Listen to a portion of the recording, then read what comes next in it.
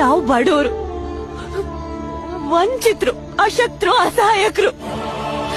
ಈ ಸಮಾಜ ನಮ್ಮೇಲೆ ಅಸಹ್ಯ ಪಡುತ್ತೆ. ಎಷ್ಟು ಅಂದ್ರೆ ನಾವು ಹೋದ್ ಕಡೆ ನಮ್ ಹೆಜ್ಜೆ ಗುರ್ತನ್ನು ನಾವು ಅಳಿಸ್ ಬರ್ಬೇಕಾಗತ್ತೆ. ಇದೇ ಸಮಾಜ ನಮ್ಮನ್ ಕೆಸರಿಗೆ ತಳ್ಳಿ ಸಾಯ್ಲಿ ಬಿಡು ಅಂತ ಬಿಟ್ಬಿಟ್ಟಿದೆ.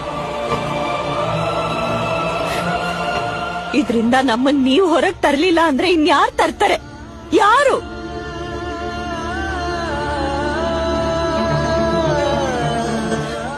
ನಮ್ಗಿದ್ರಿಂದ ಮುಕ್ತಿ ಕೊಡ್ಸೋ ಜವಾಬ್ದಾರಿ ಮುಂದಿನ ಪೀಳಿಗೆ ಮೇಲಿದೆ.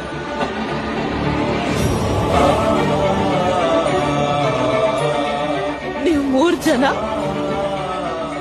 ನಮ್ಮ ಮತ್ತೆ ನಮ್ ಸಮಾಜದ ಮುಕ್ತಿಗೋಸ್ಕರ ಜ್ಞಾನದ ಗಂಗೆನ ನಮ್ ಮಧ್ಯೆ ಹರಿಸಿದ್ರೆ ನಮ್ ಜೀವನ ಪಾವನ ಆಗೋಗುತ್ತೆ.